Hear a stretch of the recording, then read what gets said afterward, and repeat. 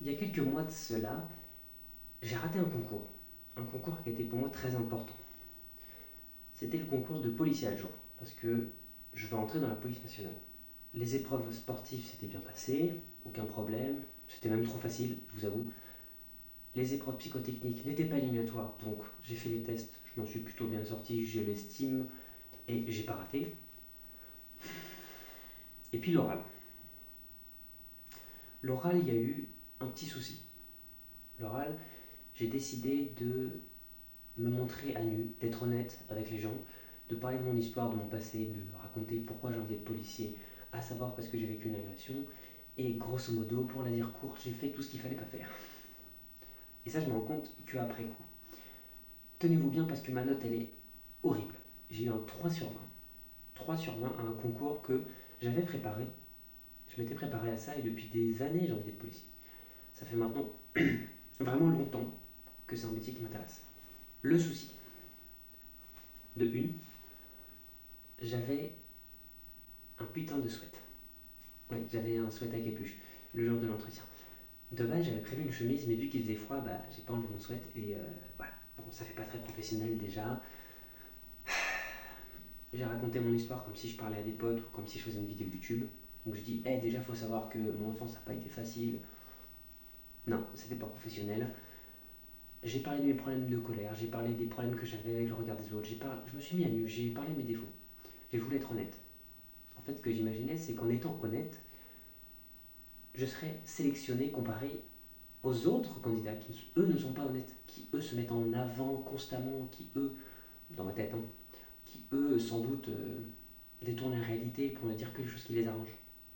Et je pensais honnêtement qu'ils allaient le constater et qu'ils allaient m'embaucher, qu'ils allaient se dire, ouais, ce mec-là, il est honnête avec nous, on va l'embaucher.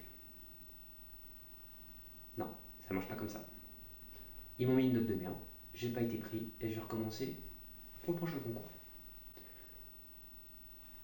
La morale de cette histoire, c'est qu'à cette époque où j'ai passé mon oral, je pensais être au-dessus des normes de la société, je pensais être au-dessus de tout ça, je pensais que on allait découvrir mes qualités, on allait découvrir qu'au final, être 100% honnête, se montrer à nu, ne pas se valoriser, ne pas se déformer la réalité pour qu'on la modèle dans ce qu'on a envie qu'elle soit, et ben je pensais que ça allait me mener loin, je pensais que ça allait m'aider dans la vie, je pensais que ça allait me permettre de réussir comparé aux autres, parce que j'étais différent.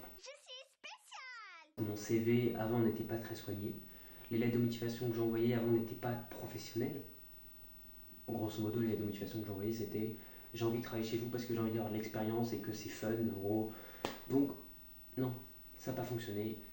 J'ai envoyé plein de CV, je cherchais du travail, j'ai pas trouvé. Pourquoi? Et ben c'est sans doute, ce qu'on va voir dans cette vidéo, c'est sans doute dû au fait que j'ai pas suivi les règles de la société. J'ai décidé que cet échec allait me servir de marchepied pour comprendre mieux le monde.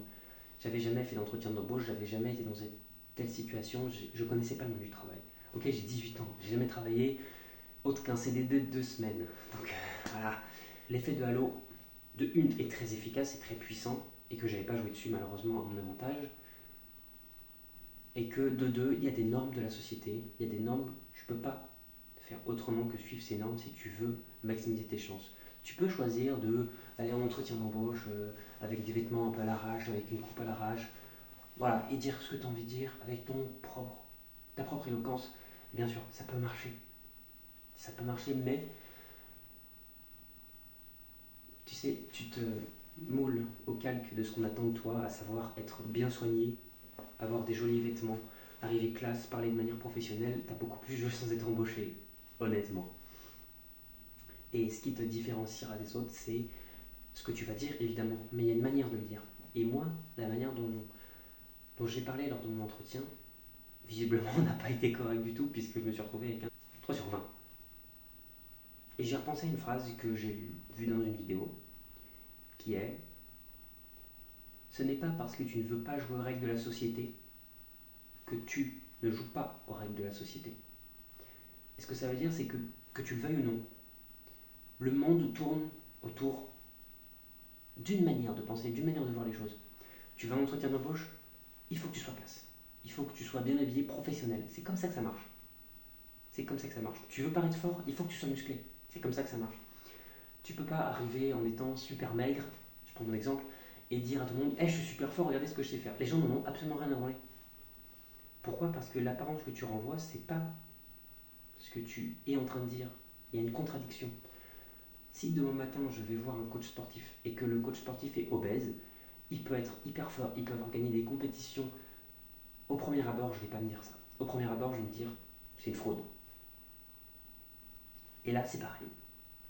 J'arrive à l'entretien d'embauche, j'ai pas suivi les règles de la société, j'ai pas suivi les règles qui m'étaient dictées. Tout ce qu'ils ont dû se dire, c'est lui, c'est une fraude, on veut pas de lui. Donc, j'ai décidé de changer. C'est pour ça que je prends soin de mon apparence maintenant, puisque je sais que l'effet de halo est puissant, que le beauty privilège est un putain de privilège, et que autant le maximiser.